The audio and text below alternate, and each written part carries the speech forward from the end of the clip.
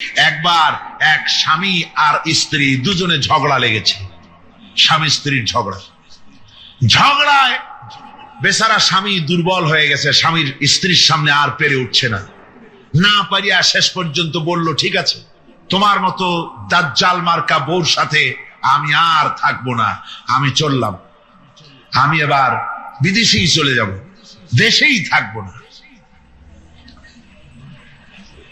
স্ত্রী কিছু বলতেছে না। স্বামী দেখে যে সন্ধ্যা পর্যন্ত স্ত্রী তাকে সাধেও না, মহা সমস্যা। বলেও বেচারা মুসিবতে পড়েছে, প্রেস্টিজ কনসার্ন হয়েছে, ইজ্জতের ব্যাপার। শেষ পর্যন্ত জায়নামাজ বালিশ টালিশ পেঁচাইয়া বিদেশের উদ্দেশ্যে নিজেকে তৈরি করে বারান্দায় নেমে বলল যে মাগরিবের রক্ত যখন হয়েই গেল, মাগরিবটা পড়ে নেই। মাগরিব পড়েছে, দোয়া তাসবিহ ইত্যাদি পড়ছে, দেখেনি স্ত্রীর পক্ষ থেকে কোনো কি দাওয়াত আসে যে আপনার যাইয়া কাম নাই।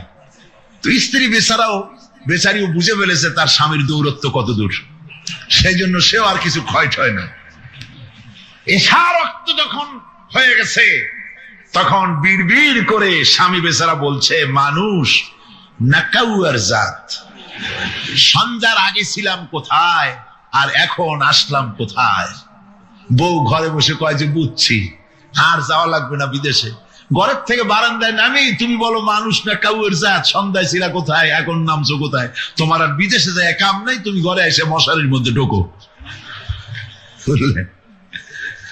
তো পৃথিবী থেকে মাত্র 2,32,000 মাইল দূরে চাঁদ, সেই চাঁদে অবতরণ করে বলছে মুহাম্মদ সাল্লাল্লাহু আলাইহি ওয়াসাল্লাম কি চাঁদে গেছে? আরে বেকুব, 2,32,000 মাইল দূরের চাঁদ নয়, 9,30,00,000 মাইল দূরের সূর্য নয়, কোটি কোটি সহস্র কোটি মাইল দূরের গ্যালাক্সি নয়, মিল্কি ওয়ে নয়, সমস্ত তারকারাজি গ্রহ পুঞ্জ সব কিছুকে পেরিয়ে গিয়ে 7 আকাশ পুড়ে মুহাম্মদ সাল্লাল্লাহু আলাইহি সাল্লাম আরশে আজিম ভ্রমণ করেছেন, যা পৃথিবীর কোন বিজ্ঞানের পক্ষে সম্ভব নয়।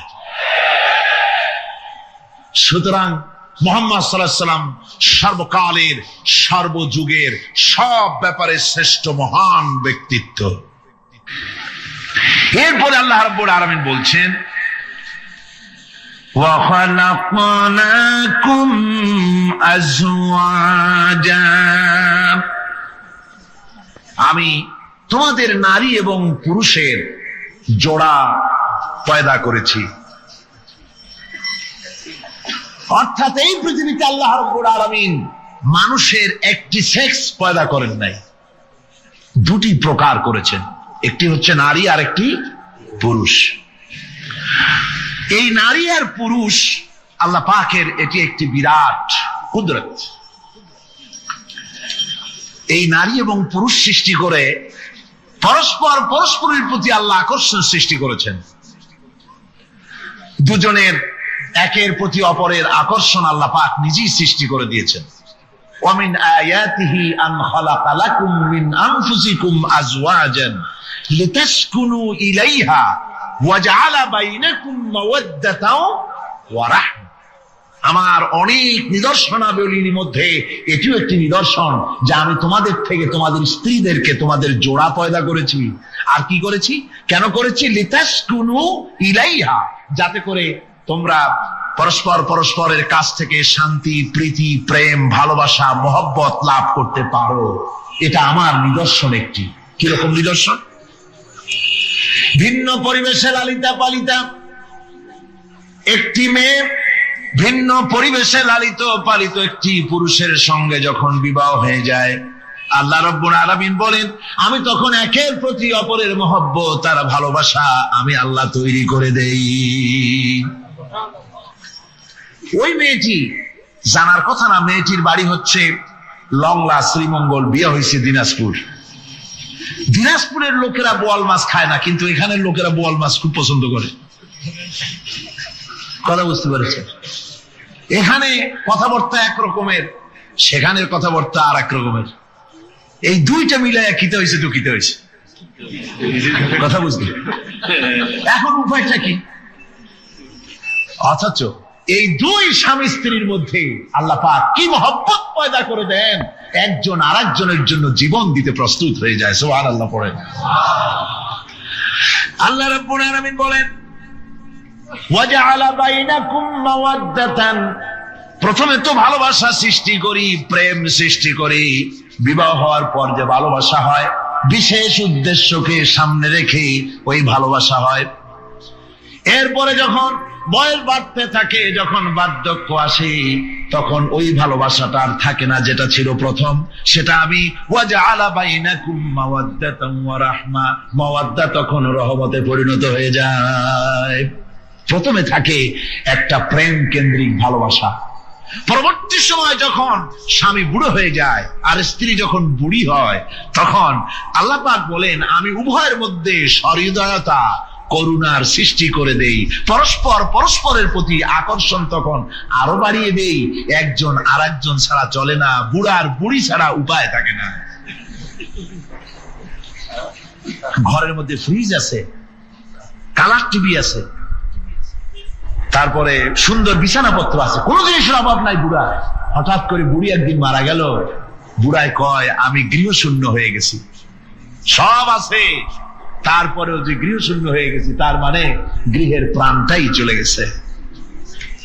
বুড়া বয়সে সন্তান খোঁজ খবর নেয় না, সন্তানের বউ খোঁজ খবর নেয় না। বুড়ার গরম পানিটা, উজুর পানিটা, তার খাবারটা, তার পানটা, তার যা প্রয়োজন বুড়ি সব এগিয়ে নিয়ে আসে। আর বুড়াও বুড়ির জন্য তখন প্রথম জীবনের চাইতে আরো বেশি মহব্বত বাড়ে, বুড়ির দিকে খোঁজ খবর আরো বেশি করে নেয়। ঠিক কিনা কন? বুঝবেন যারা বুড়া আর বুড়ি আছেন। আল্লাহ পাক বলেন, এটা আমি করি। কে বলছেন এ কথা? আল্লাহ পাক বলছেন, আমি করি। এ মহব্বত আল্লাহর দান। দেখুন, রাসূল করিম সাল্লাল্লাহু আলাইহি ওয়াসাল্লামের ঘরে দৌলত ছিল না, কিন্তু মহব্বত দিয়ে ঘরটা ভরা ছিল। সুবহানাল্লাহ বিহামদি। দৌলত ছিল না, মহব্বত দিয়ে ভরা ছিল। হযরত আয়েশা সিদ্দিকা রাদিয়াল্লাহু তাআলা আনহা বলেছেন, আমি গ্লাসে পানি পান করে রেখে দেওয়ার পর রাসূলুল্লাহ গ্লাসটা হাতে নিয়ে আমি যেখানে ঠোঁট লাগিয়ে পানি পান করেছি, আল্লাহ নবী ওইখানেই ঠোঁট লাগায় পানি পান করতেন। মুহাব্বত। হযরত আয়েশা বলেন, আমি গোশত খেয়ে, হাড্ডি খেয়ে হাতে ধরে রেখেছি, খাবো বা রাখবো।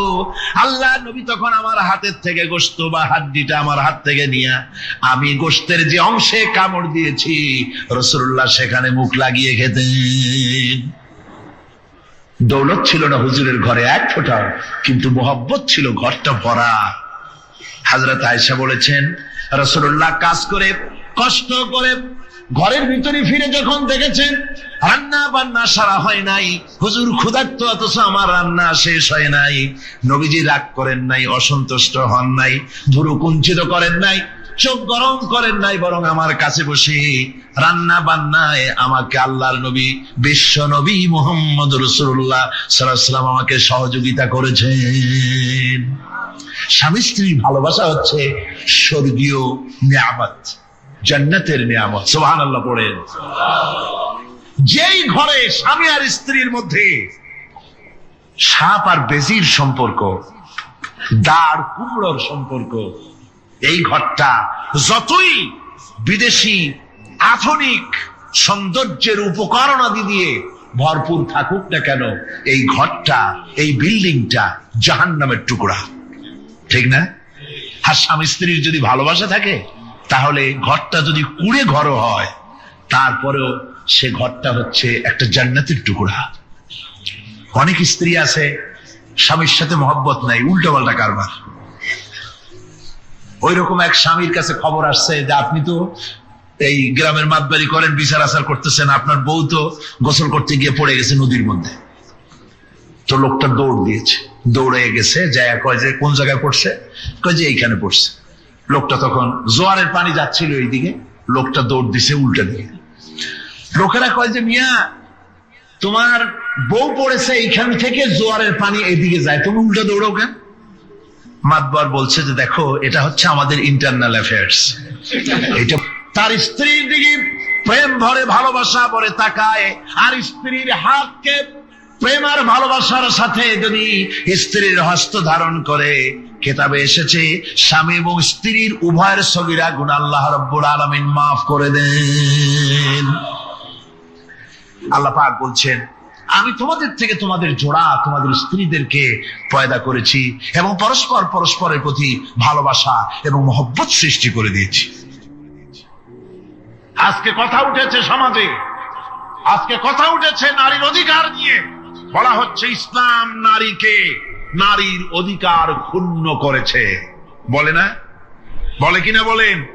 আমাদের দেশে এই জন্য নারী পক্ষ, নারী সমাজ, নারী আন্দোলন পরিষদ, তারপরে এরকম অনেক আন্দোলন তারা বানিয়েছে। আর পত্র পত্রিকায় নানান রকমের ইসলাম সম্পর্কে তারা লিখছে। একটা পত্রিকা আজকে সকালে আমাকে একজন দিল, তার মধ্যে লিখেছে, হাদিসের বরাত দিয়েছে, তার মধ্যে লিখছে যে রাসূলুল্লাহ বলেছেন পৃথিবীর সব কিছু হচ্ছে ভোগের সামগ্রী, সেই ভোগের মধ্যে উত্তম ভোগের সামগ্রী হচ্ছে নারী। নাউজুবিল্লাহি মিন যালিক, এমন কথা রাসূলুল্লাহ বলেন হাদিসের নাম দিয়া। তারপরে হুজুর যা বলেন নাই সেই সব কথা বলে বলে নারীদেরকে ইসলামের প্রতি বীতশ্রদ্ধ করাবার জন্য চেষ্টা চালানো হচ্ছে। অথচ নারীদের ব্যাপারে মুহাম্মদ সাল্লাল্লাহু আলাইহি ওয়াসাল্লাম সবচাইতে উত্তম কথা বলেছেন।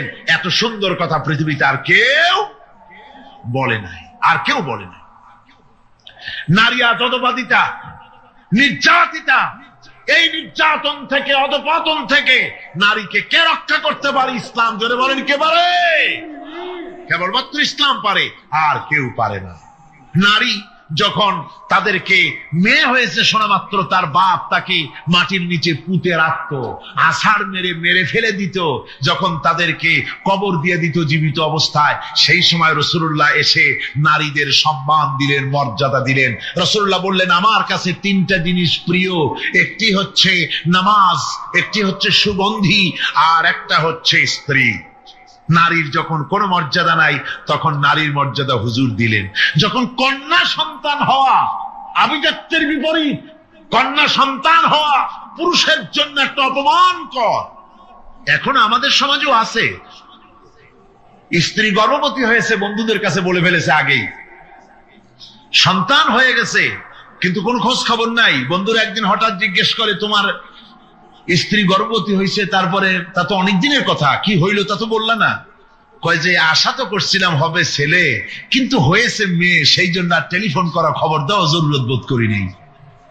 আছে না এমন? আছে। আবার বারবার মেয়ে হয় বলে আমাদের দেশে তালাকের ঘটনা পর্যন্ত আছে। বারবার মেয়ে হয়, ছেলে হয় না মোটেও, তালাক দিয়ে দেয়। আচ্ছা, ওই মেয়েটারই, ওই স্ত্রীরই যদি এখানে হাত থাকে ছেলে বা মেয়ে হওয়ার ব্যাপারে, মানুষের যদি হাত থাকে, তাহলে দায়ী শুধু স্ত্রী হতে যাবে কেন? পুরুষ তুমিও তো দায়ী। তাহলে আসলে ছেলে এবং মেয়ে হওয়ার জন্য স্বামী এবং স্ত্রী কেউ দায়ী নয়। ব্যাপারটি আল্লাহ। ব্যাপারটি কার? আল্লাহ রাব্বুল আলামিন বলেছেন, আমি যাকে খুশি কন্যা দান করি, যাকে খুশি শুধু ছেলে দান করি, যাকে খুশি তারে ছেলেও দেই, মেয়েও দেই, আর যাকে খুশি আমি কিছুই দেই না। সবটাই আমার হাত। সুতরাং রাসূলুল্লাহ সাল্লাল্লাহু আলাইহি ওয়াসাল্লাম বলেছেন, খবরদার মেয়েদের বাপকে, মেয়ের বাপকে গালি দিও না। বারবার মেয়ে হয় বলে অনেকে মেয়ের বাপকে গালি দেয়, তাচ্ছিল্য করে, টিটকারি করে। হুজুর বলেছেন, মেয়ের বাপকে বিদ্রুপ করো না, গালি দিও না, যেহেতু আমি মুহাম্মদ সাল্লাল্লাহু আলাইহি ওয়াসাল্লাম মেয়েদের বাপ। রাসূলুল্লাহ সাল্লাল্লাহু আলাইহি ওয়াসাল্লাম বলেছেন, যে ঘরে একটা কন্যা সন্তান জন্মগ্রহণ করে, যে ঘরের ভিতরে একটি কন্যা সন্তান জন্মগ্রহণ করে, ওই ঘরের ভিতরে আল্লাহ রাব্বুল আলামিনের রহমতের ফেরেশতা ঢুকে সালাম দেয় আর বলে, আসসালামু আলাইকুম ইয়া আহলাল বাইত, হে ঘরের মালিকেরা, তোমাদের উপরে আল্লাহর রহমত বর্ষিত হোক। রহমতের ফেরেশতারা ঘরের ভিতরে প্রবেশ করে কন্যা সন্তানটির মাথার উপরে হাত বুলায় আর বলতে থাকে, এই দুর্বল দেহ একটি দুর্বল দেহের ভেতর থেকে বেরিয়ে এসেছে, এই কন্যা সন্তানটিকে যে লালন পালন করবে আল্লাহ রাব্বুল আলামিন তাকে শান্তিতে রাখবেন। রাসূল পাক সাল্লাল্লাহু আলাইহি ওয়াসাল্লামের কাছে একজন এসে বলছে, ইয়া রাসূলুল্লাহ, আমার এক মেয়ে, হুজুর কয় তোমার এক বেহেশত। আর একজন লোক কয় হুজুর আমার 2 মেয়ে, কয় তোমার 2 বেহেশত। এরকম হাদিস আছে নাকি যে একজন বললো আমার এক ছেলে আর হুজুর বলছে তোমার এক বেহেশত? আছে এমন? সুতরাং মেয়েকে কি মর্যাদা দিয়েছে ইসলাম। রাসূলুল্লাহ বললেন যার 3টি মেয়ে আছে আর ওই 3টি মেয়েকে আদব শিক্ষা দিয়েছে, তারবিয়াত শিক্ষা দিয়েছে, দ্বীন শিক্ষা দিয়েছে, স্নেহ দিয়ে লালন পালন করেছে, তারপরে সৎ পাত্রস্থ করেছে, ওই মেয়ের লালন পালনকারী মাতা পিতা আর আমি মুহাম্মদ সাল্লাল্লাহু আলাইহি ওয়াসাল্লাম কিয়ামতের দিন একই জান্নাতে পাশাপাশি অবস্থান করব। সুবহানাল্লাহ ওয়া বিহামদিহি। মেয়ের ব্যাপারে রাসূলুল্লাহ এত কথা বলেছেন, নারীদের ব্যাপারে এত কথা বলেছেন। হুজুর বলেছেন তোমরা যখন সফরে যাবে, সফর থেকে আসার সময় আমরা অনেকে হাদিয়া তোহবা নিয়ে আসি, জামা কাপড় মিষ্টি চকলেট ইত্যাদি আমরা নিয়ে আসি, আনি না? কি বলেন আনি না? আল্লাহর নবী বলেছেন বাইরের থেকে সফর থেকে বাজার থেকে হাদিয়া তোহবা ঘরের জন্য জানবে, এনে যখন তোমরা তা দেওয়া শুরু করবে সর্বপ্রথম মেয়ে থেকে দেওয়া শুরু করবে, মেয়েকে আগে দাও। হুজুর সাল্লাল্লাহু আলাইহি ওয়াসাল্লাম তার কলিজার টুকরা মেয়ে ফাতেমাকে মহব্বত করতেন, এত মহব্বত করতেন কোন দিকে যাওয়ার আগে সকলের সঙ্গে দেখা করে শেষে দেখা করতেন হযরত ফাতেমার সঙ্গে, আবার সফর থেকে ফিরে এসে সর্বপ্রথম তিনি দেখা করতেন হযরত ফাতেমা রাদিয়াল্লাহু তাআলা আনহার সঙ্গে। একবার হযরত আলী এবং হযরত ফাতেমার মধ্যে মনোমালিন্য হলো, হুজুরের মুখটা মলিন হয়ে গেল, রাসূল পাকের মুখ মলিন হয়ে গেল। হুজুর সাল্লাল্লাহু আলাইহি ওয়াসাল্লাম ঘরের মধ্যে প্রবেশ করলেন, হযরত আলীর ঘরে হযরত ফাতেমা এবং আলীকে এক জায়গায় বসালেন। কিছুক্ষণ পর হুজুর বেরিয়ে এলেন, হুজুরের মুখে হাসি। সাহাবায়ে কেরাম বললেন হুজুর একটু আগে আপনার মুখ মলিন দেখেছি, এখন খুব উৎফুল্ল মনে হচ্ছে। হুজুর বলছেন আমি তাদের মধ্যে মনোমালিন্যটা দূর করে দিয়ে এসেছি। ফাতেমা আমার কলিজার টুকরা, যে ফাতেমাকে ব্যথা দেয় সে আমি মুহাম্মদ সাল্লাল্লাহু আলাইহি ওয়াসাল্লামকে ব্যথা দেয়। রাসূল পাক সাল্লাল্লাহু আলাইহি ওয়াসাল্লাম কন্যাদেরকে এভাবে মর্যাদার কথা বলেছেন। এই কন্যা আস্তে আস্তে যখন বড় হয়ে যায়, যখন বধূ হয়, বধূ হিসেবে তার মর্যাদা ইসলাম কতখানি দিয়েছে, রাসূল পাক সাল্লাল্লাহু আলাইহি ওয়াসাল্লাম কতখানি দিয়েছেন আপনারা লক্ষ্য করেন। হাদিস শরীফ পড়া নাই জানা নাই বলে আজকে এক শ্রেণীর নারীরা তারা কমিউনিস্টদের খপ্পরে পড়ে, সমাজতন্ত্রের খপ্পরে পড়ে, নাস্তিকদের খপ্পরে পড়ে গোটা মহিলা সমাজকে চেষ্টা করতেছে ইসলাম থেকে দূরে সরাবার জন্য, ঠিক কিনা কম? হযরত আয়েশা বলেছেন আমি যখন ঘরে কাজ করতেছি, হুজুর বাইরের থেকে এসে দেখেছেন আমার রান্না করতে দেরি আছে, খাবার দাবার এখনো রেডি হয় নাই, হুজুর ক্ষুধার্ত, কিন্তু হুজুর ভুরু কুঞ্চিত করেননি, হুজুর বিরক্ত হননি, হুজুর আমাকে গালমন্দ করেননি, আমার কাছে বসে তিনি আমার রান্নার সহযোগিতা করেছেন। সুবহানাল্লাহি ওয়া বিহামদিহি, জোরে বলেন সুবহানাল্লাহি ওয়া বিহামদিহি। ভাইরা আমার, হযরতে আয়েশা সিদ্দিকা রাদিয়াল্লাহু তাআলা আনহা বয়সে কম ছিলেন অন্যদের চাইতে। বিশ্বনবী সমস্ত রাজকার্য, রাষ্ট্রীয় কার্য, নবুয়তের দায়িত্ব পালন করে স্ত্রীর হক আদায় করতে ভুলে যাননি। আধো আধো জ্যোৎস্না প্লাবিত রাত রাসূলুল্লাহ হযরত আয়েশাকে বলছেন চলো আমরা একটু পায়চারি করে আসি বাইরের থেকে। ঘুরতে ঘুরতে হুজুর বলছেন দেখো তো ওই যে দূরে দেখা যায় একটা জিনিস, চলো আমরা দৌড় দেই, দেখি কে আগে ওই জায়গায় পৌঁছতে পারে। দুজনে মিলে দৌড় দিলেন। হযরত আয়েশা বললেন আমি হুজুরকে পেছনে ফেলে দ্রুত গতিতে আমি দৌড়ে লক্ষ্যবস্তুর কাছে চলে গেলাম। হুজুর সাল্লাল্লাহু আলাইহি ওয়াসাল্লাম যখন ধীরে সুস্থে আমার কাছে এলেন, আমি বললাম দেখছেন আপনি কিন্তু আমার সাথে দৌড়ে পারেন নাই। হযরত আয়েশা বলছেন এর কিছু কাল পরে আবার একদিন রাসূলুল্লাহ দৌড় প্রতিযোগিতার ব্যবস্থা করলেন, দৌড় দিলাম। হযরত আয়েশা বলছেন সেই সময়ের তুলনায় আমার শরীর কিছুটা স্থূল, ফ্রিজ আছে, ডিসি আছে, এসি আছে, কত কিছু আছে, কিন্তু স্বামী স্ত্রীর মধ্যে সাপে আর বেজির সম্পর্ক, দাঁড় কুমড়ার সম্পর্ক, এই ঘরটা জাহান্নামের শামিল। হাসান এক পদের স্ত্রী, স্বামীও আছে এরকম এক পদের স্বামী আছে, সমানে পিটায় মেয়ে লোক, পিটাইতেই থাকে। বুঝলে রাসূলুল্লাহ বলেছেন খবরদার স্ত্রীদেরকে মেরো না, দাসীদের মতো প্রহার করো না, তাহলে আগামী রাত্রে যখন তার কাছে তুমি যাবে তখন কি তোমার শরম করবে না? রাসূল পাক সাল্লাল্লাহু আলাইহি ওয়াসাল্লাম নারী পুরুষের সমান অধিকার দিয়েছে। ভালোবাসা এবং মহব্বত থাকতে হবে, একে অপরের উপরে বাজিমাত করার প্রতিযোগিতা থাকা উচিত নয়। স্বামী হয়েছেন বলে তিনি একেবারে নওয়াবজাদা নসরুল্লাহ খান হয়ে যাবে তা না। আবার স্ত্রী স্বামীকে গোলাম হিসাবে ব্যবহার করবে তাও না। ভালোবাসা, শ্রদ্ধা, পারস্পরিক মহব্বত হিসেবে মর্যাদা সমান রাখা হয়েছে। কিন্তু মাঝে মধ্যে দেখা যায়, কিছু অভিযোগ পাওয়া যায়, স্ত্রীরা এমনও করে স্বামীকে একেবারে গোলামদের মতোই রাখে। এই রকমের এক শ্রেণীর আছে। সমান অধিকারের চিন্তা নিয়ে স্বামী নির্যাতনের কোনো প্রশ্নই ওঠে না। রাসূলুল্লাহ আবার মর্যাদা পুরুষের এক ধাপ বাড়ায় দিয়েছেন। আল্লাহর নবী বলেছেন, এই পৃথিবীতে মানুষকে যদি আমি মানুষের সামনে সেজদা করার জন্য যদি অর্ডার করতাম, তাহলে দুনিয়ার সমস্ত নারীদেরকে অর্ডার করতাম তার স্বামীকে সেজদা করার জন্য। মর্যাদা বাড়ানো রয়েছে, কিন্তু অধিকার সমান, সমান অধিকার দেওয়া হয়েছে। ইসলাম নারীর অধিকার দিয়েছে, স্বামী স্ত্রীর মহব্বত এবং ভালোবাসা সৃষ্টি করে দিয়েছেন। এটা আল্লাহর নিয়ামত। আমার বন্ধুগণ, আজকে আমার সমাজে বলা হচ্ছে নারীদেরকে ঠকাইছে ইসলাম। বলে কি দিয়ে ঠকানো হলো? বলে ইসলাম ঠকিয়েছে একটা ছেলে সমান দুইটা মেয়ে। একটা ছেলেতে যা পাবে দুইটা মেয়েতে তাই পায়, এই জন্য মেয়েকে ঠকানো হয়েছে। একথা বলেছেন আমাদের দেশের সুপ্রিম কোর্টের একজন চিফ জাস্টিস, অবসরপ্রাপ্ত, নাম নেব না আমি।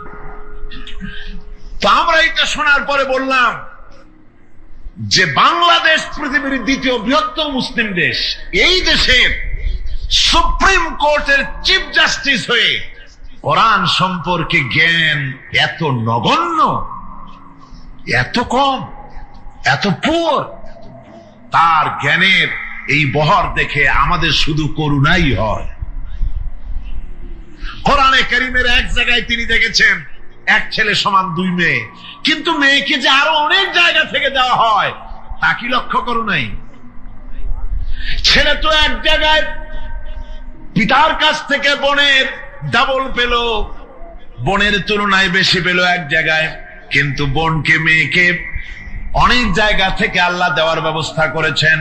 এই মেয়ে লোকটি পিতার কাছ থেকে পাবে, স্বামীর কাছ থেকে পাবে, ছেলের কাছ থেকে পাবে, ভাইয়ের কাছ থেকে পাবে, মায়ের কাছ থেকে পাবে। 5 জায়গা থেকে পাওয়ার ব্যবস্থা আল্লাহ তাকে করে দিয়েছেন। জোরে বলেন সুবহানাল্লাহ।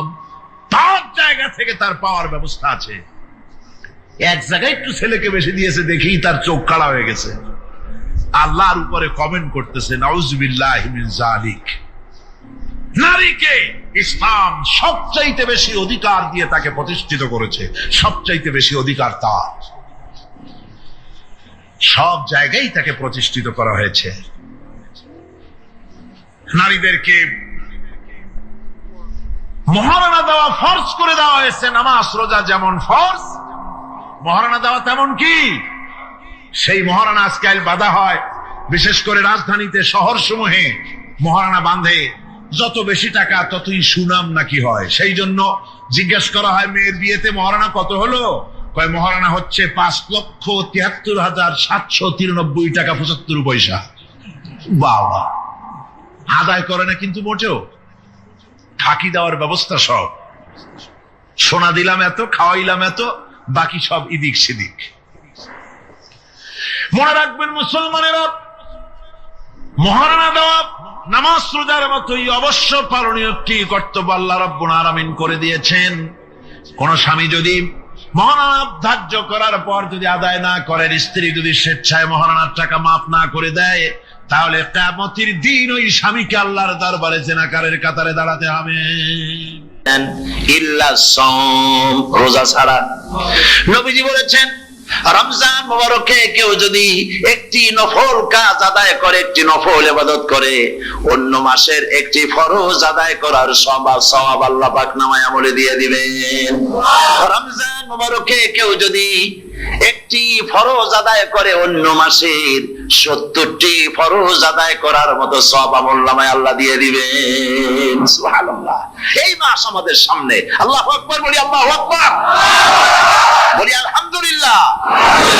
এই পবিত্র মাস আমাদের সামনে। এই মাসে এত সব নফল হয় ফরজের মতো, আর ফরজ হয় 70টা ফরজের মতো। এত সব কেন হইল? আমরা না খেয়ে থাকি সেই জন্য নাকি? বলতে পারেন কেন হলো? একটি কারণ, শাহরু রমাদান আল্লাযী উনজিলা ফীহিল কুরআন। সুবহানাল্লাহ বলবেন না?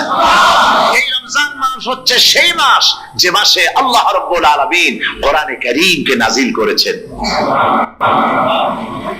এই মাসের মধ্যে একটি রাত আছে, খায়রুম মিন আলফি শাহর, যে রাতটি 1000 মাসের চাইতে বেশি গুরুত্বপূর্ণ আল্লাহর কাছে। সুবহানাল্লাহ। একটি রাত 1000 মাসের চাইতে গুরুত্বপূর্ণ।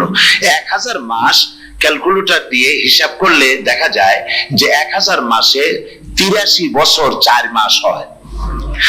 তাহলে তার অর্থ কি এই যে একটানা 83 বছর 4 মাস ইবাদত করলে যে সওয়াব হবে, এই রাত্রে ইবাদত করলে সেই সওয়াব হবে?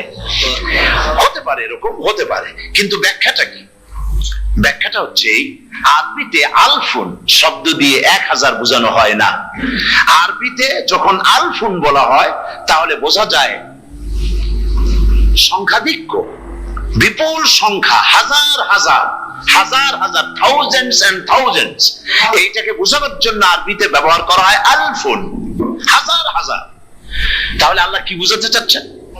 আল্লাহ রাব্বুল আলামিন তিনি আয়াত দ্বারা বোঝাতে চান, এর ব্যাখ্যা হচ্ছে এই পৃথিবীর মানবতার কল্যাণের জন্য, এই পৃথিবীর মানুষের ভালাইয়ের জন্য, মঙ্গলের জন্য হাজার হাজার মাস ধরে এই পৃথিবীর মানুষের যে কল্যাণ হয় নাই, এই রমজান মোবারকে একটা রাত আছে যেই রাতে আল্লাহ রাব্বুল আলামিন মানবতার সেই কল্যাণ করেছেন।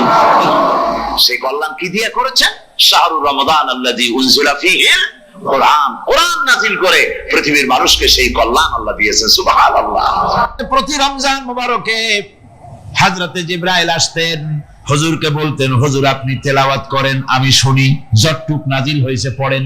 হুজুর পড়তেন, জিবরাইল শুনতেন, আবার জিবরাইল পড়তেন, হুজুর শুনতেন। এমনি করে করে যে বছর হুজুর ইন্তেকাল করবেন, হুজুরের জীবনের শেষ রমজান মোবারকে কোরআন নাজিল পরিপূর্ণ হয়ে গেছে। হযরতে জিবরাইল বলেন, হুজুর কোরআন তো নাজিল তামাম হয়ে গিয়েছে, এবার আপনি পুরা কোরআন পড়ে আমারে শোনান। হযরতে রাসূল পুরাটা পড়ে 30 পারা পড়ে শোনায় দিলেন, জিবরাইল শুনলেন। এবার জিবরাইল বলেন, হুজুর আমি তেলাওয়াত করতেছি, আপনি শুনেন।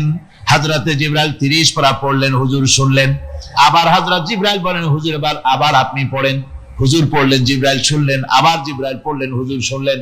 তার মানে হলো হুজুর যে বছর ইন্তেকাল করলেন, ওই বছরের রমজান মোবারকে হযরত জিবরাইল 2 বার পড়েছেন, হুজুর শুনেছেন, আর হুজুর 2 বার পড়েছেন, জিবরাইল শুনেছেন, যাতে করে একটা জের জবর, একটা আয়াত, একটা সেমিকোলন যেন বাদ না পড়ে যায়। শাহরু রমাদান আল্লাযী উনজিলা ফীহিল কুরআন, রমজানের পবিত্র মাসে আমি অবতীর্ণ হয়েছি। সুবহানাল্লাহ। যদি প্রশ্ন করা হয় রমজানে তো আসছো, কিন্তু প্রথম নাজিল হয়েছিল কোন সময়? ওটা কি দিন ছিল না রাত ছিল? কোরআন তার জবাবে বলে, ইন্না আনজালনাহু ফী লাইলাতিল কদর, কদরের পবিত্র রাতে আমি এই পৃথিবীতে আমার আগমন ঘটেছিল। যদি প্রশ্ন করা হয়, বুঝলাম সবই, কেন নাজিল হয়েছে তুমি? এই পৃথিবীতে তোমার আসার উদ্দেশ্য কি? মূল কাজটা কি? এই প্রশ্ন যদি করা হয়, কোরআনে কারীম তার জবাবে বলে, শোনো কেন এসেছি। লিতুখরিজান নাসা মিনাজ যুলুমাতি ইলান নূর, আমার মিশন হচ্ছে গোটা বিশ্ব মানবতাকে পুঞ্জীভূত জমাট বাঁধা অন্ধকারের ভেতর থেকে টেনে বের করে আলোর সন্ধান দিতে, আলোর দিকে আনার জন্য আমি কোরআন নাজিল হয়েছি। আল্লাহ পাক আমাদের জন্য একটি পবিত্র মাস আমাদেরকে দিচ্ছেন, দান করেছেন, যে মাসটির নাম হচ্ছে রমাদান। রমাদান হচ্ছে রামদুন, রা মিম দত, রাম ধাতু থেকে উৎপত্তি, এর অর্থ হচ্ছে জ্বালানো, পুড়িয়ে দেওয়া, ভস্ম করে দেওয়া। রমাদান রমজান মুবারকে যারা নাকি সিয়াম সাধনা করে, আত্মত্যাগ করে, অর্থাৎ তিতিক্ষা ত্যাগ এবং তিতিক্ষা করে, রমজান মুবারকে আল্লাহ পাক যেভাবে রোজা চান ওইভাবে যারা রোজা রাখে, তাদের সমস্ত গুনাহ সমূহকে আগুন যেমন আবর্জনাকে জ্বালিয়ে দেয়, রোজা যদি সঠিকভাবে কারো হয় তাহলে তার গুনাহগুলিকে এইভাবে জ্বালিয়ে ভস্ম করে দেয়। সুবহানাল্লাহ ওয়া বিহামদিহি। এই রমজান আমাদের সামনে। আমি আমার আলোচনার শুরুতে আমি আপনাদের খেদমতে আরজ করতে চাই যে মাসটির মধ্যে আমরা প্রবেশ করতে যাচ্ছি, দুটি জিনিস আমাদের সামনে এখন।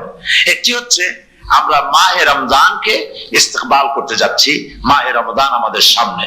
দোয়া করে নেই যে আল্লাহ পাক এই পবিত্র রমজানের সম্মান করার মতো তৌফিক আমাদেরকে দান করো, আর যেভাবে রোজা রাখলে পরে তুমি খুশি হও সেইভাবে আমাদেরকে রোজা রাখার তৌফিক দান করো, বলি আমিন। এটি হচ্ছে সর্বশ্রেষ্ঠ মাস আল্লাহ পাক মুসলমানদের জন্য দান করেছেন। আবারও বলি আলহামদুলিল্লাহ। কোরআন শরীফের মধ্যে আল্লাহ সমস্ত ইবাদতের কথা বলেছেন, কিন্তু ডিটেইলস আলোচনা করেন নাই। হজ করতে হবে, কিন্তু উকুফে আরাফা করতে হবে, রমিয়ে হিজার করতে হবে, রমিয়ে জিবার করতে হবে, তারপরে 7 বার তাওয়াফ করতে হবে, সাফা মারওয়া সাই করতে হবে। এগুলি কিন্তু কোরআন শরীফে আসে নাই, ডিটেইলস আসে নাই। নামাজ পড়তে হবে, কিন্তু জোহরে কয় রাকাত, আসরে কয় রাকাত, মাগরিবে কয় রাকাত, এই রাকাতগুলি কিভাবে বিন্যস্ত করতে হবে কোরআন শরীফে তা আসে নাই, বর্ণনা করা হয়নি। যাকাত দিতে হবে, কিন্তু কত টাকা হলে কত টাকা দিতে হবে, কত মন ধান হলে কতটুকু দিতে হবে, কত ছাগল হলে, কত গরু হলে, কত পরিমাণ সোনা হলে, কত পরিমাণ দ্রব্য মজুদ থাকলে যাকাত দিতে হবে, এর বিস্তারিত বিবরণ কোরআন শরীফে আসে নাই। চিন্তা হতে পারে যে তাহলে এগুলো আমরা পাইলাম কই? আমরা পেয়েছি কোরআনের ব্যাখ্যা হচ্ছে রাসূল করিম সাল্লাল্লাহু আলাইহি ওয়াসাল্লাম। হুজুর এটাকে আমাদেরকে বলে দিয়েছেন, তিনি সারে ছিলেন, শরীয়ত প্রণেতা ছিলেন। তো সমস্ত ইবাদতকে আল্লাহ পাক সংক্ষেপে সংক্ষেপে তিনি আউটলাইন অথবা গাইডলাইন তিনি দিয়েছেন আল্লাহ পাক। রমজান মুবারক হচ্ছে একমাত্র ইবাদত যে রমজান সম্পর্কে আল্লাহ পাক ডিটেইলস পূর্ণ একটি রুকু আল্লাহ পাক আলোচনা করেছেন। সুবহানাল্লাহ। রোজা শুরু করবেন কোনখান থেকে, শেষ করবেন কোথায় গিয়ে, সফরে প্লেনে যখন চলবেন তখন আপনার রোজার অবস্থা কি হবে, যদি দেশে যান তখন কি হবে, অসুস্থ হলে কি হবে, কিভাবে রোজা রাখবেন, কিভাবে রোজা ভাঙবেন, তারপরে কখন শুরু হবে, কখন কি হবে ইত্যাদি বিস্তারিত বিবরণ। রোজার মতো করে এত অন্য কোন ইবাদতের ব্যাপারে আল্লাহ এতটা বলেন নাই যতটা বলেছেন রোজার ব্যাপারে। তাহলে নিশ্চয়ই বুঝতে পারছেন রোজাটা অত্যন্ত গুরুত্বপূর্ণ ইবাদত। সবটাই গুরুত্বপূর্ণ, কিন্তু রোজাটা আল্লাহর কাছে বেশি গুরুত্বপূর্ণ। সুবহানাল্লাহ। আচ্ছা, বেশি গুরুত্বপূর্ণ কেন সে কথা কি বলবো? অবশ্যই বলবো। বেশি গুরুত্ব এই কারণে, আল্লাহ পাক বলেছেন, এটা হচ্ছে হাদিসে কুদসি। আল্লাহ পাক বলেছেন আস-সাওমু লি ওয়া আনা আজজি বিহি। অন্য রিওয়ায়াতে এসেছে ওয়া আনা উজজা বিহি। আস-সাওমু লি, রোজা হলো আমার জন্য। কে বলতেছেন বলুন তো? আল্লাহ পাক বলছেন রোজা হচ্ছে আমার জন্য, রোজার পুরস্কার আমি দেব। অন্য বর্ণনায় এসেছে রোজা আমার জন্য আর রোজাদারের পুরস্কার আমি আল্লাহ নিজেই পুরস্কার। সুবহানাল্লাহ, সুবহানাল্লাহ। তাহলে প্রশ্ন আসে, আল্লাহ পাক বলছেন রোজা আমার জন্য, আস-সাওমু লি। আল্লাহ তো এই কথা কোথাও বলেন না আজ-যাকাতু লি, আস-সালাতু লি, আল-হাজ্জু লি। রোজা আমার কি বলে, যাকাত আমার জন্য, হজ আমার জন্য, নামাজ আমার জন্য, এই কথা কিন্তু আল্লাহ বলেন নাই। অবশ্যই আমরা যাকাত হোক, নামাজ হোক, হজ হোক কার জন্য করি? আল্লাহর জন্য করি। রমজানের ব্যাপারে আল্লাহ খাস করেছেন যে আস-সাওমু লি, রোজা আমার জন্য। এই কথাটার অর্থ কি, তাৎপর্য কি, ব্যাখ্যা কি, সিগনিফিকেন্স কি? এর সিগনিফিকেন্স হচ্ছে এই যে প্রত্যেকটা ইবাদতের দুটি ধরন আছে। কয়টা ধরন বলুন তো? দুটি ধরন। একটি ধরন হচ্ছে বাহ্যিক, আর একটা হচ্ছে আভ্যন্তরীণ। প্রত্যেকটা ইবাদতের দুটি দিক আছে, একটা মানুষকে দেখানো আর একটা ভেতরের। যেমন নামাজ, একটি লোক নামাজ পড়ে না, কিন্তু এমন একটা সমাবেশের মধ্যে পড়ে গেছে সবাই নামাজ পড়ে। এখন আমি যদি নামাজ না পড়ি তাহলে লোকে বলবে কি? তখন উযু আছে কি না আছে দাঁড়াই গেল। আল্লাহু আকবার। তাহলে দেখা গেল নামাজ আল্লাহর জন্য পড়ে, আবার মানুষের গেল, আবার মানুষকে দেখাবার জন্য করলো। দুটি জিনিস আছে। কিন্তু একমাত্র রোজা যদি কেউ রাখে মানুষকে দেখাবার জন্য সকাল থেকে শুরু করে সন্ধ্যা পর্যন্ত না খাইয়া কোনো পাগলও থাকবে না। বলেন আপনারা আপনারা ঠিক কিনা? সে তো মানুষকে দেখাবার জন্য দাঁত পরিষ্কার করে নিল, আর দুপুরে ভাত খাই নিল, বউ তো টের পাইলো না। পারবে কিনা? পারবে। টয়লেটে গিয়ে খাই নিল ভালো করে, কোন একটা আড়াল জায়গা নিয়ে খেয়ে গেল, বাচ্চাও দেখলো না, বউ তো দেখলো না, খেয়ে নিল। তাহলে সে তো রোজা রাখলো না। আল্লাহ পাক বলছেন আস-সাওমু লি, রোজা হচ্ছে আমার জন্য। যে রোজা রাখে আমার জন্যই রাখে, মানুষকে দেখাবার জন্য সারাদিন না খেয়ে থাকার কোনো প্রশ্নই ওঠে না। সুবহানাল্লাহ। সুতরাং রোজা যে রাখলো সে আমার জন্যই রাখলো। ওয়া আনা আজজি বিহি, রোজার পুরস্কার আমি আমার হাত দিয়ে দেব। সুবহানাল্লাহ, আমার হাত দিয়ে দেব। ম্যানেজার যদি বলে এই কাজগুলি করলে পরে বেতন, নির্ধারিত বেতন পাবা, আর এইটা যদি করো তাহলে বেতনটা আমি দেবো আমার হাত দিয়ে, তাহলে এমপ্লয় যারা তারা বুঝতেই পারবে যে মালিক যখন নিজেই দেবে তাহলে ম্যানেজারের মতো দেবে না, মালিক মালিকের মতোই বড় করে দেবে। আল্লাহ পাক ফেরেশতাদের কাছে এটা রাখেন নাই, সব নাকি তোমরা লেখো গিয়া, আর রোজার সওয়াব আমার হাত দিয়ে আমি দেব। সুবহানাল্লাহ। এরপরে আল্লাহ পাক বলছেন, অন্য রিওয়ায়াতে এসেছে রোজা আমার জন্য, আর রোজাদারের পুরস্কার আর কিচ্ছু না, রোজাদারের পুরস্কার আমি আল্লাহ নিজেই পুরস্কার হয়ে যাব। সুবহানাল্লাহ। হাদিস শরীফে এসেছে রোজা রাখলে পরে ক্ষুধার কারণে, খালি পেটে থাকার কারণে টক্সিন জাতীয় এক প্রকারের গ্যাস তৈরি হয় পেটের ভেতরে, স্টমাকের মধ্যে, ফলে মুখে এক রকমের দুর্গন্ধের সৃষ্টি হয়। নবীজি বলেছেন রোজাদারের মুখের থেকে যে গন্ধ বের হয় আল্লাহ পাকের কাছে রোজাদারের মুখের গন্ধ মিস্ক আম্বারের চাইতে বেশি পবিত্র। আপনার মুখের গন্ধটাও আল্লাহর কাছে পবিত্র। রোজাদারের জন্য, রোজাদারদের জন্য জান্নাতের একটি দরওয়াজা খাস করে রাখা হয়েছে, যার নাম রাইয়ান। এই দরওয়াজা রোজাদারদের জন্য, কেবলমাত্র রোজাদারেরা সেখান থেকে প্রবেশ করবে, আর কেউ প্রবেশ করতে পারবে না। এই রোজাদারদের সম্পর্কে আল্লাহ পাক বলেছেন, হাদিস শরীফে এসেছে, বুখারী শরীফের হাদিস, রাসূল করিম সাল্লাল্লাহু আলাইহি ওয়াসাল্লাম বলেছেন লিস-সাইমে ফারহাতান, ফারহাতুন ইনদা ফিতরিহি ওয়া ফারহাতুন ইনদা লিকাই রাব্বিহি। রোজাদারের জন্য দুইটা খুশি। কয়টা খুশি বলুন তো? কে বলছেন? আল্লাহ রাসূল বলছেন রোজাদারের জন্য দুইটা খুশি। লিস-সাইমে ফারহাতান, দুটি খুশি। ফারহাতুন ইনদা ফিতরিহি, একটা খুশি হচ্ছে ইফতারের সময়। এই ফিতরিহিতে, এই ফিতরিহি দুটি কথা, এই একটি কথার দুটি ব্যাখ্যা হয়। একটা হচ্ছে ইফতারের সময়, ইফতারের কথা বলা হয়েছে, আর ঈদের কথাও এর মধ্যে বলা হয়েছে। ইফতারের সময় হলো একটা খুশি, আর একটা খুশি হচ্ছে ইনদা লিকাই রাব্বিহি, যখন রোজাদারের সঙ্গে আল্লাহ পাক দেখা করবেন তখন হবে আরেকটা খুশি। তার মানে হচ্ছে রোজাদারদের সঙ্গে স্পেশাল আল্লাহ রাব্বুল আলামিন সাক্ষাৎকারের ব্যবস্থা করবেন। সুবহানাল্লাহ। তাহলে দুটি জিনিস হলো, একটা হলো ইফতারের জন্য দুটা, রোজাদারের জন্য দুটা খুশি, একটা হলো ইফতারের সময়, আর একটা হচ্ছে আল্লাহর সঙ্গে যখন দেখা করবে। তো ইফতারের যে খুশিটা, এই খুশি রোজাদার ছাড়া কেউ বুঝবে না। ইফতার সারাদিন রোজা রাখার পর সামনে পেঁয়াজি, বেগুনি, সালাদ, তরমুজ, মিষ্টি, তারপরে আম্বালা সুইট মিটের নানান রকমের মিষ্টি, এরপরে মুড়ি, কত কিছু সব সামনে নিয়ে বসে আছে। দেখছেন অবস্থা? সমস্ত কিছু সামনে বসা, ঘড়ির দিকে তাকানো। আপনি যদি 5 মিনিট আগে খান, ফেরেশতা এসে মুখের উপর থাপ্পড় মারবে, বেটা খাইলি কেন? বলবে কেউ? বলবে না। কোন ফেরেশতা লাঠি নিয়ে দাঁড়ায় আছে? দাঁড়ায় নাই, কিন্তু আপনি খাচ্ছেন না কেন? সুবহানাল্লাহ। সুবহানাল্লাহ বলবেন না?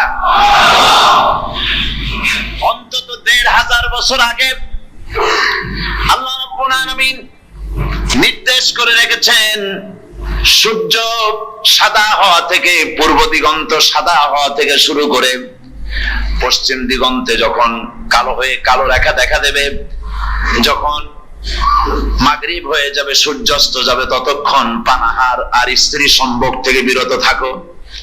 1500 বছর আগের আল্লাহ রাব্বুল আলামিনের এই নোটিশ কিভাবে কার্যকরী হচ্ছে উম্মতের মধ্যে, মুসলমানদের ভেতরে। খাবার সামনে আছে, পিপাসা দেখেছে, এখন তো পিপাসা লাগে না, খুব ঠান্ডার সময়, এখন রোজা রাখতে খুব মজা হবে, তাই না? খুব মজার রোজা। কিন্তু এই রোজা যখন জুন মাস আর জুলাই মাসে আসবে, তখন টের পায় মানুষ রোজা কাকে বলে।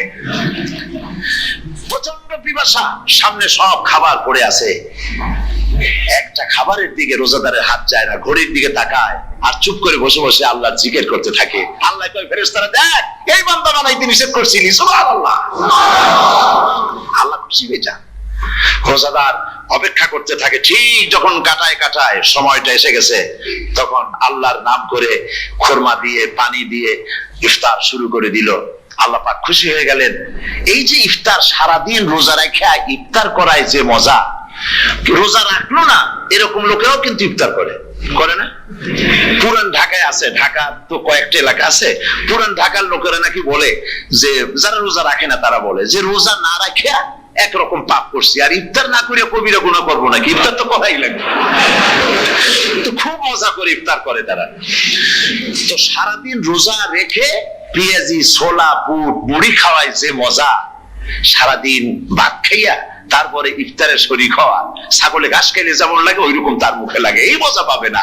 রোজাদারের যে মজা লাগে সেই মজা সে পাবে না।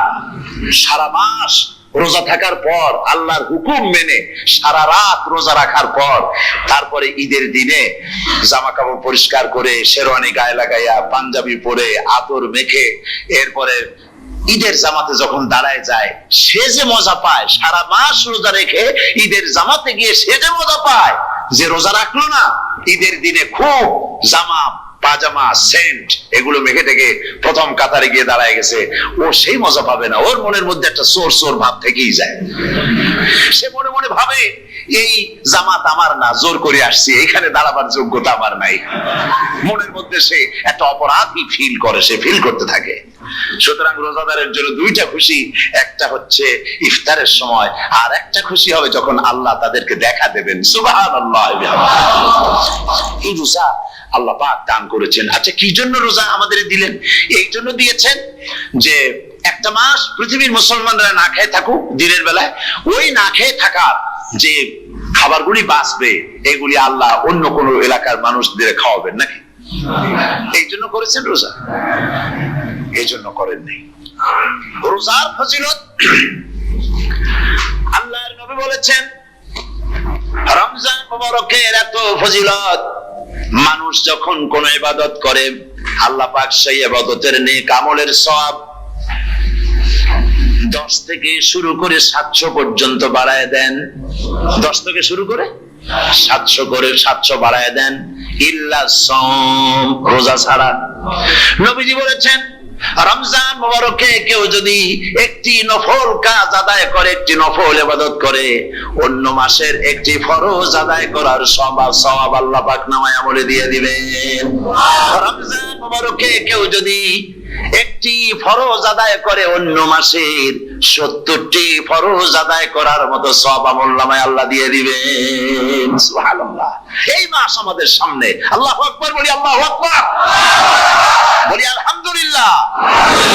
এই পবিত্র মাস আমাদের সামনে, এই মাসে এত সব নফল হয় ফরজের মতো, আর ফরজ হয় 70টা ফরজের মতো। এত সব কেন হইল? আমরা না খেয়ে থাকি সেই জন্য নাকি? বলতে পারেন কেন হলো?